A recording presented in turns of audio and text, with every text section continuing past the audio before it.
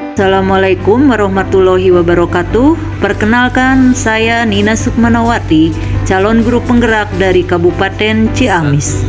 Inilah tugas modul aksi nyata budaya positif.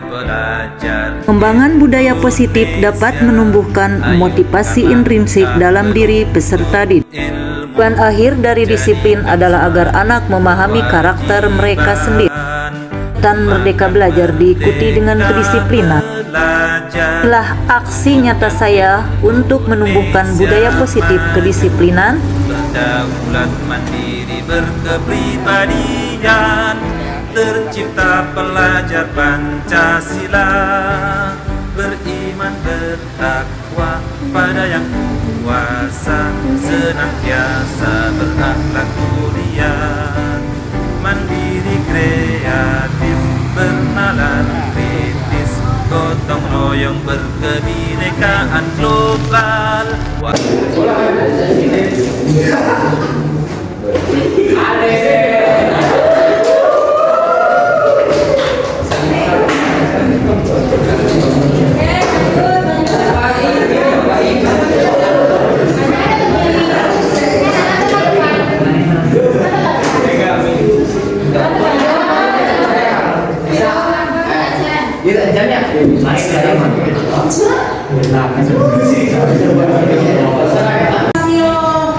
Voting ya hari ini udah jelas lah hasilnya.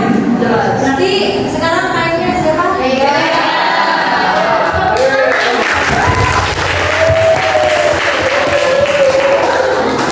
Jadi langkah dari yang baik dari sekarang, nah pegang hasilnya itu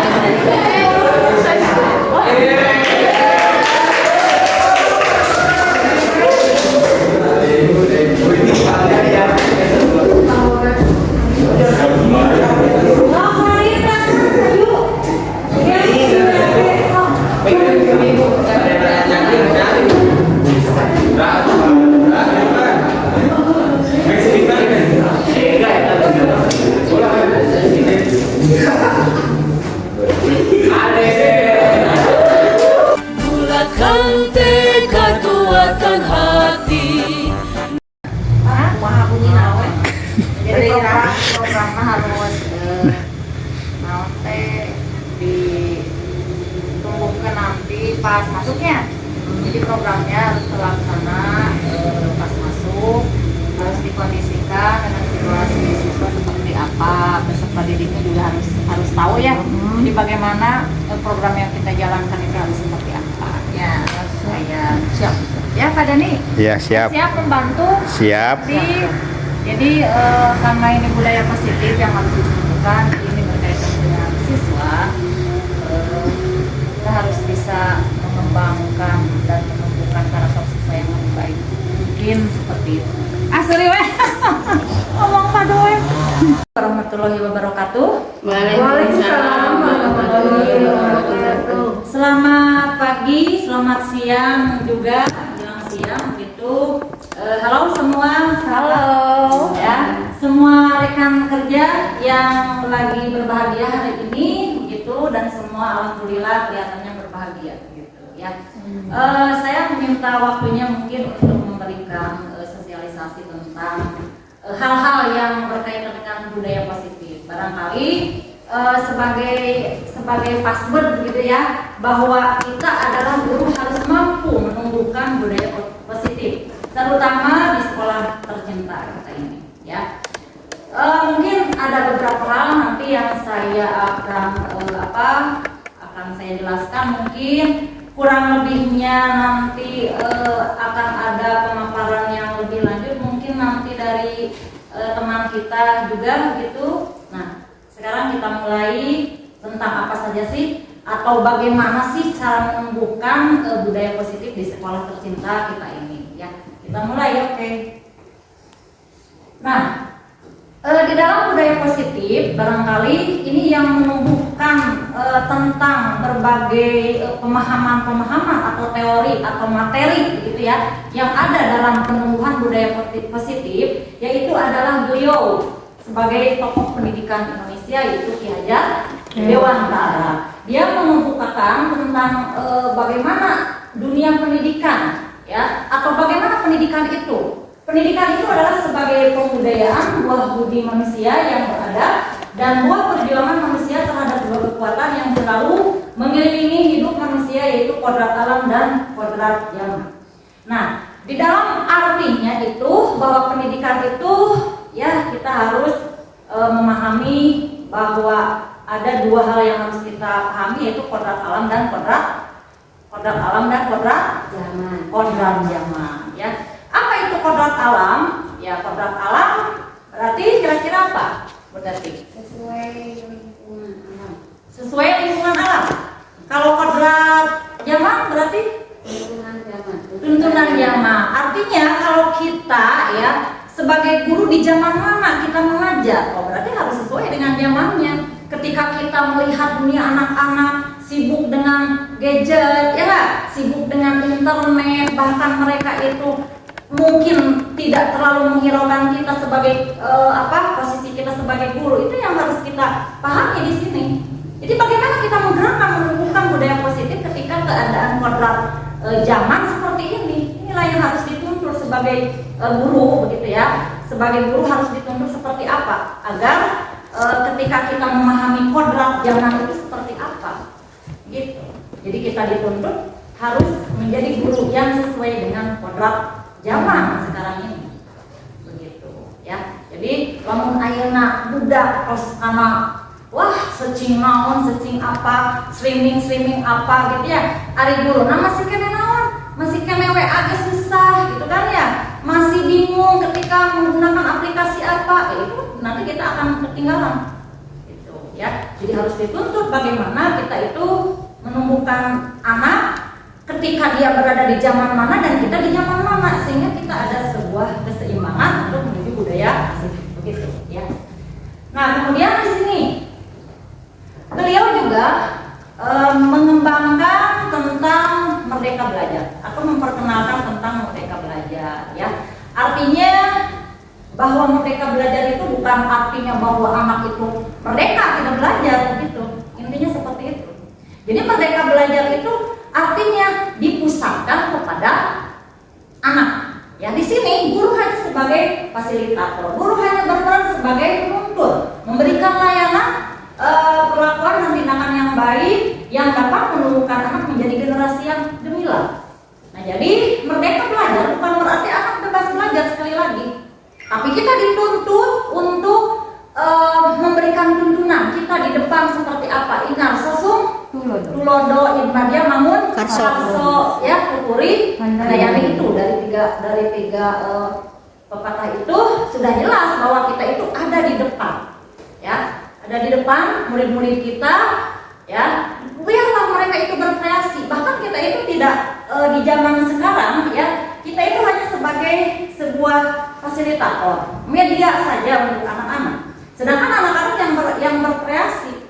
Jadi sebetulnya kalau dalam pembelajaran itu ada teknik-teknik, tidak harus selalu di kelas, tidak harus secara ceramah dan sebagainya, tetapi harus ada teknik yang bisa mengkolaborasikan bagaimana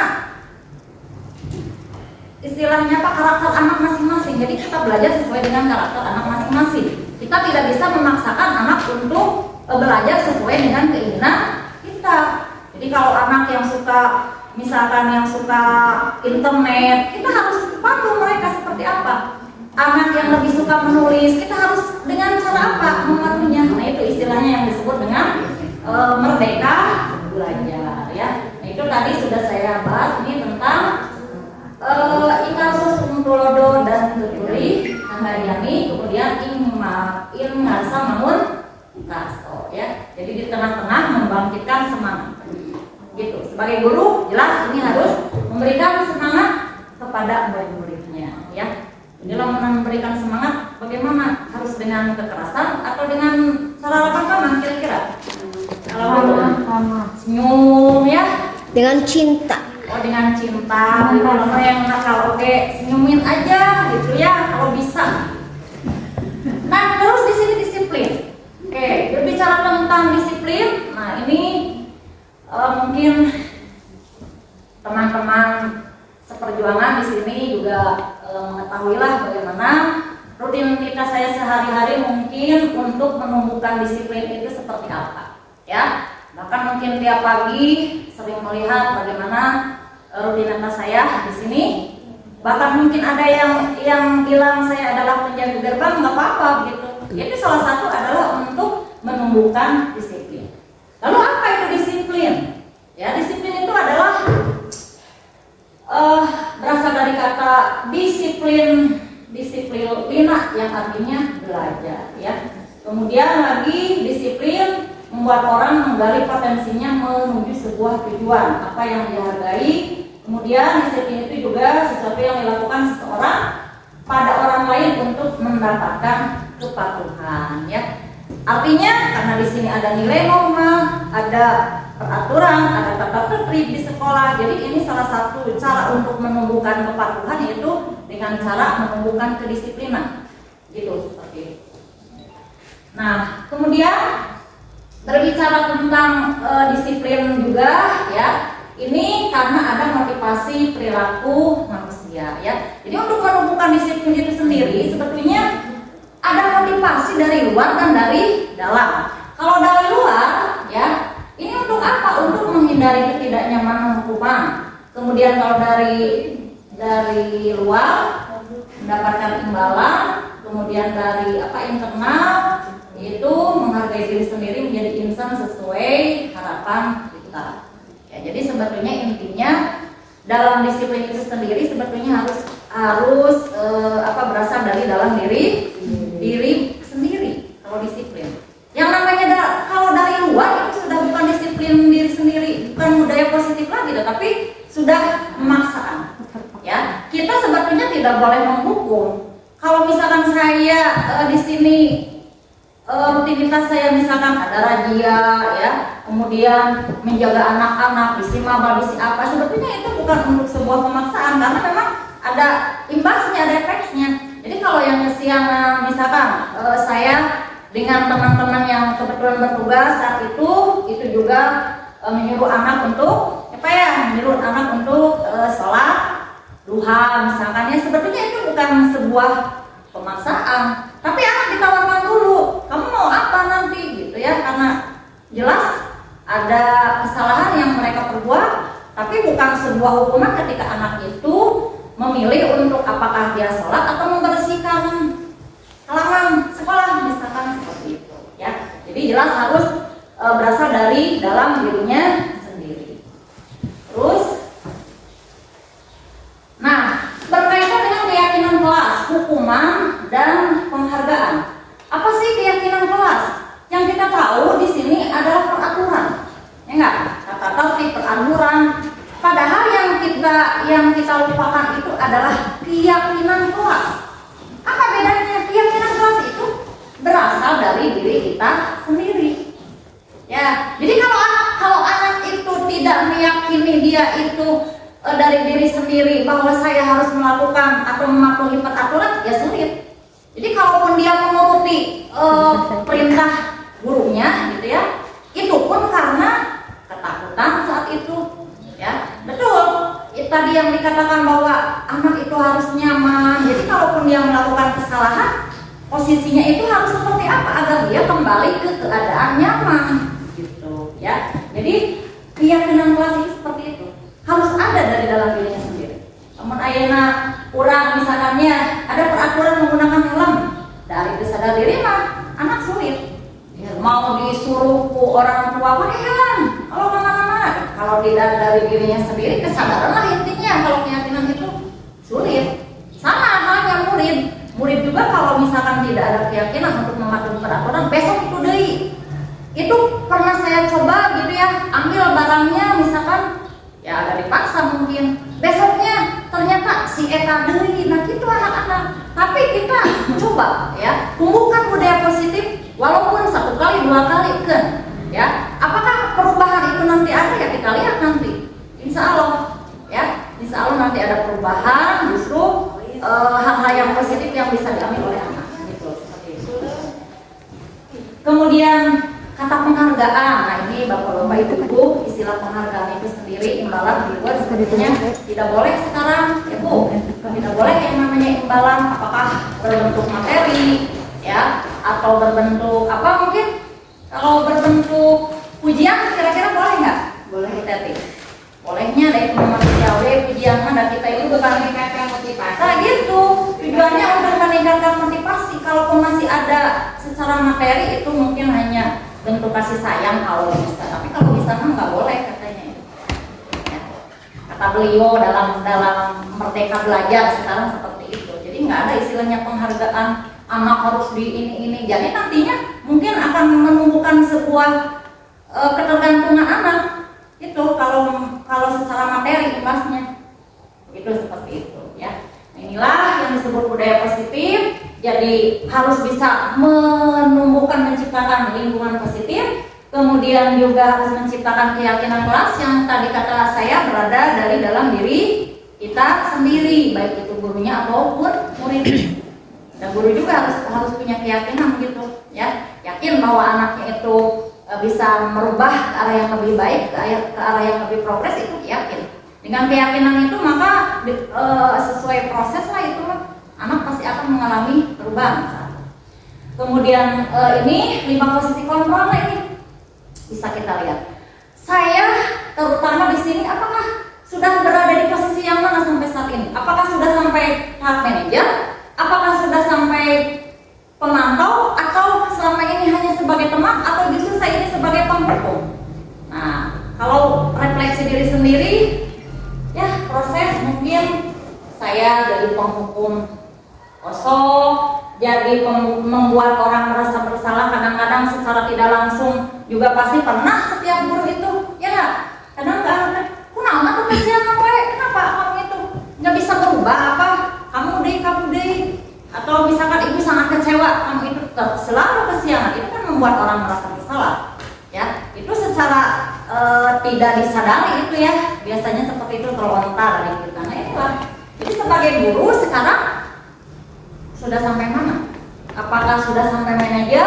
Ya, kalau manajer itu mungkin bisa lebih menguatkan pribadi anak, lebih penuh afeksi, kasih sayang, kemudian lagi bisa memperbaiki keadaan lebih baik lagi langsung ke anak gitu. Ini sebuah proses. Nggak apa-apa kita sebagai guru ya, apakah sampai teman ya boleh kayak Bu Pika senyum terus gitunya ke anak hai gitu. Kalau melihat saya anak-anak gitunya, karena mungkin ada sesuatu hal, apakah saya ini selalu jadi penghukum nih di sini gitu, seperti itu.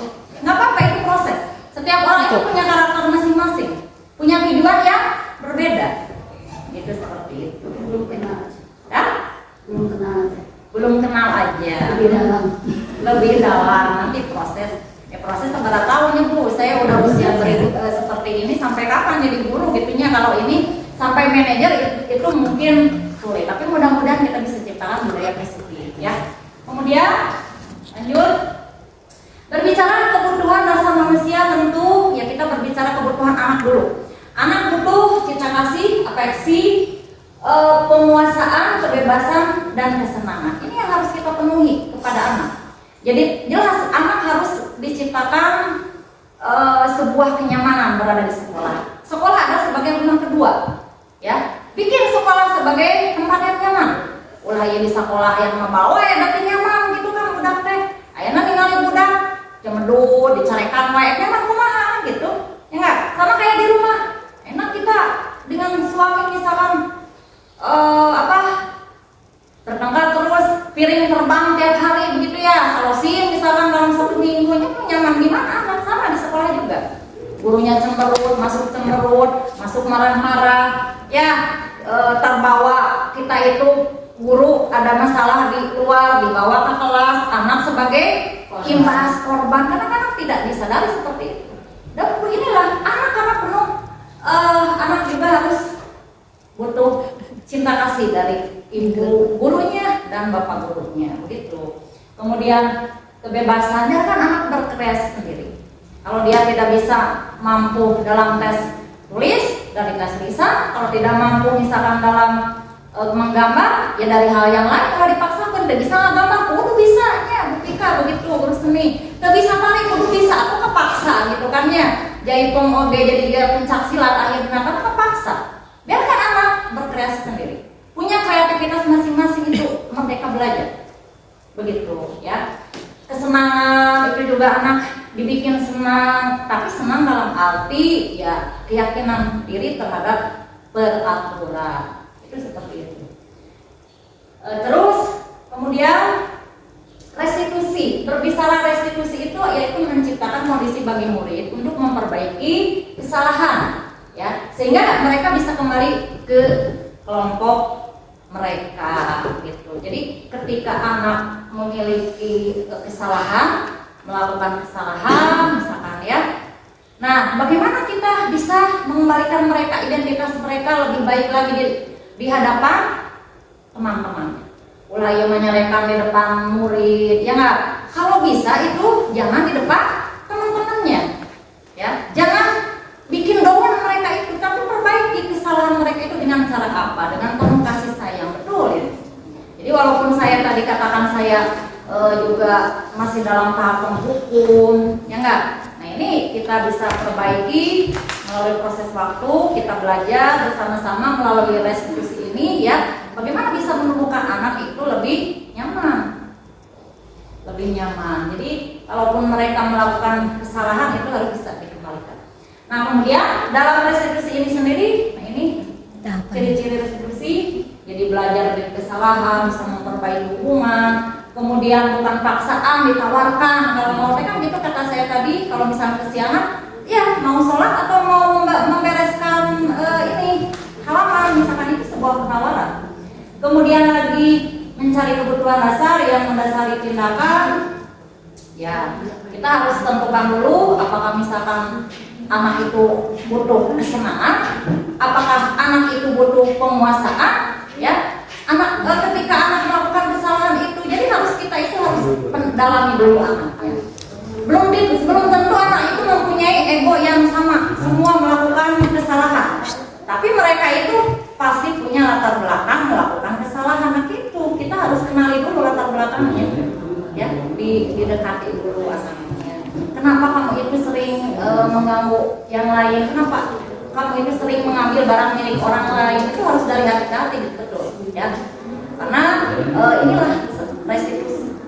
Untuk mengembalikan kesalahan itu tidak bisa kita ikut menekan, melakukan intimidasi, sulit anak kembali karena merasa tidak nyaman, ya. Kemudian fokus pada solusi. Nah ini fokus pada solusi. Solusi bagaimana menyelesaikan masalah. Oke lanjut.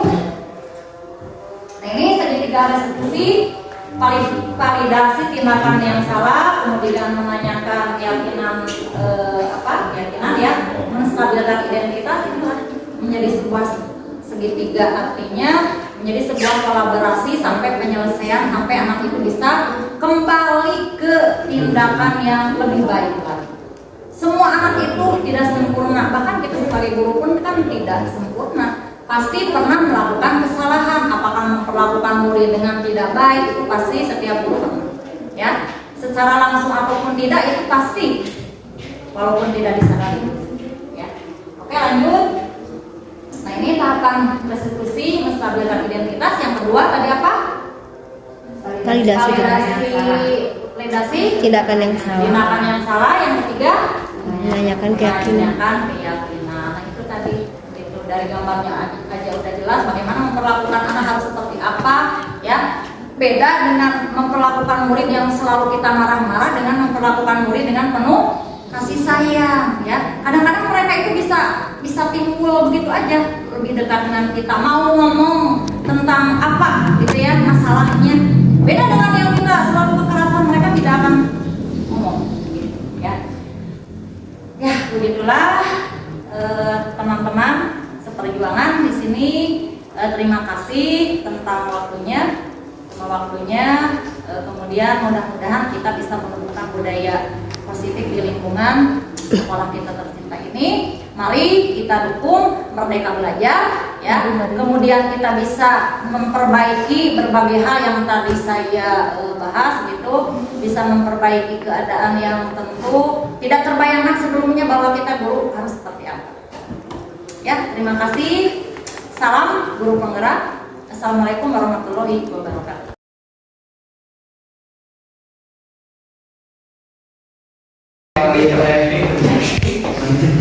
Jadi kan intermobilitas antar generasi antar generasi menurut salah antar generasi minta punya generasi di kalau generasi ayah pakai ayah cara menarik sedangkan kan di generasi sekarang itu sebagai CEO atau pemilik perusahaan gitu ya yang ayahnya sebagai manajer di perusahaan sedangkan anak-anak sebagai pegawai jadi dia status di CEO manager kapolres turun